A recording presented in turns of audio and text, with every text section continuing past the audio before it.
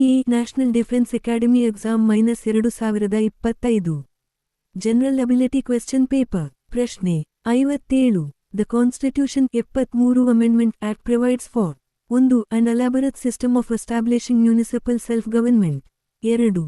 An elaborate system of establishing panchayats as units of self-government 3. Establishing a commission for linguistic minorities 4. The Sultan of the Jharkhand state. ಈ ಪ್ರಶ್ನೆಯನ್ನು ಕನ್ನಡದಲ್ಲಿ ವಿವರಿಸಿದಾಗ ಭಾರತದ ಸಂವಿಧಾನದ 73ನೇ ತಿದ್ದುಪಡಿ ಕಾಯಿದೆಯು ಯಾವುದಕ್ಕಾಗಿ ಅವಕಾಶ ಕಲ್ಪಿಸುತ್ತದೆ. ಇದಕ್ಕೆ 4 ಆಯ್ಕೆಗಳನ್ನು ನೀಡಲಾಗಿದೆ. ಮುನ್ಸಿಪಲ್ ಸ್ವಸರ್ಕಾರವನ್ನು ಸ್ಥಾಪಿಸುವ ಒಂದು ವಿಸ್ತೃತ ವ್ಯವಸ್ಥೆ. ಬಿ. ಪಂಚಾಯತ್ಗಳನ್ನು ಸ್ವಸರ್ಕಾರದ ಘಟಕಗಳಾಗಿ ಸ್ಥಾಪಿಸುವ ಒಂದು ವಿಸ್ತೃತ ವ್ಯವಸ್ಥೆ. ಸಿ. ಭಾಷಾ ಅಲ್ಪಸಂಖ್ಯಾತರಿಗಾಗಿ ಆಯೋಗವನ್ನು ಸ್ಥಾಪಿಸುವುದು. ಡಿ. ಜಾರ್ಖಂಡ್ ರಾಜ್ಯದ ಸೃಷ್ಟಿ. ಸರಿಯಾದ ಉತ್ತರ ಬಿ.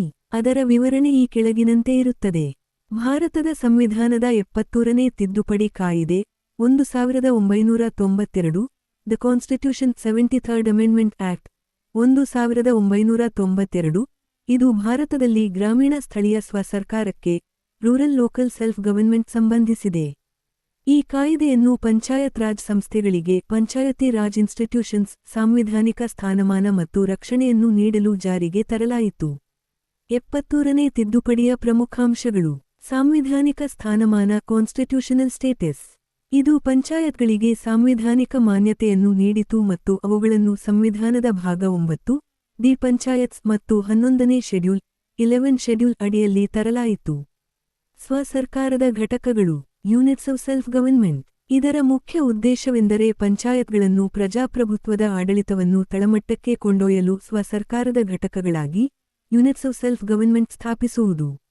3 ಹಂತದ ವ್ಯವಸ್ಥೆ 3-tier ಸಿಸ್ಟಮ್. ಇದು ಪ್ರತಿ ರಾಜ್ಯದಲ್ಲಿ 3 ಹಂತದ ಪಂಚಾಯತ್ ರಾಜ್ ವ್ಯವಸ್ಥೆಯನ್ನು ಕಡ್ಡಾಯಗೊಳಿಸಿತು. ಗ್ರಾಮ ಮಟ್ಟದಲ್ಲಿ ಗ್ರಾಮ ಪಂಚಾಯತಿ, ಮಧ್ಯಂತರ ಮಟ್ಟದಲ್ಲಿ ಬ್ಲಾಕ್ ಅಥವಾ ತಾಲ್ಲೂಕು ಪಂಚಾಯತ್ ಸಮಿತಿ ತಾಲ್ಲೂಕು ಪಂಚಾಯತಿ, ಜಿಲ್ಲಾ ಮಟ್ಟದಲ್ಲಿ ಜಿಲ್ಲಾ ಪರಿಷತ್ತು.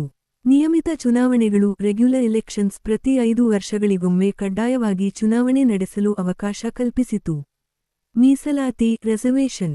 ಪರಿಶಿಷ್ಟ ಜಾತಿ ಎಸ್ಸಿ, ಪರಿಶಿಷ್ಟ ಪಂಗಡ, ಸೇಂಟ್ ಮತ್ತು ಮಹಿಳೆಯರಿಗೆ ಕನಿಷ್ಠ 1/3 ಭಾಗ ಸ್ಥಾನಗಳನ್ನು ಕಾಯ್ದಿರಿಸಲು ಅವಕಾಶ ಕಲ್ಪಿಸಿತು.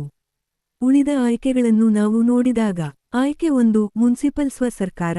ಇದು ನಗರ ಸ್ಥಳೀಯ ಸಂಸ್ಥೆಗಳಿಗೆ ಅರ್ಬನ್ ಲೋಕಲ್ ಬಾಡೀಸ್ ಸಂಬಂಧಿಸಿದ್ದು. ಇದನ್ನು 74ನೇ ಸಾಂವಿಧಾನಿಕ ತಿದ್ದುಪಡಿ ಕಾಯಿದೆ 1992 74th ಅಮೆಂಡ್ಮೆಂಟ್ ಆಕ್ಟ್ ಮೂಲಕ ಒದಗಿಸಲಾಗಿದೆ. ಆಯ್ಕೆ 2 ಮತ್ತು 3 ಇವು 73ನೇ ತಿದ್ದುಪಡಿಗೆ ಸಂಬಂಧಿಸಿದ ವಿಷಯಗಳಲ್ಲ. ಆದ್ದರಿಂದ ಪ್ರಶ್ನೆಯಲ್ಲಿರುವ ಸಂವಿಧಾನದ 73ನೇ ತಿದ್ದುಪಡಿ ಕಾಯಿದೆಯು ನಿರ್ದಿಷ್ಟವಾಗಿ ಪಂಚಾಯತ್ಗಳನ್ನು ಸ್ವಸರ್ಕಾರದ ಘಟಕಗಳಾಗಿ ಸ್ಥಾಪಿಸುವ ವ್ಯವಸ್ಥೆಯನ್ನು ಒದಗಿಸುತ್ತದೆ.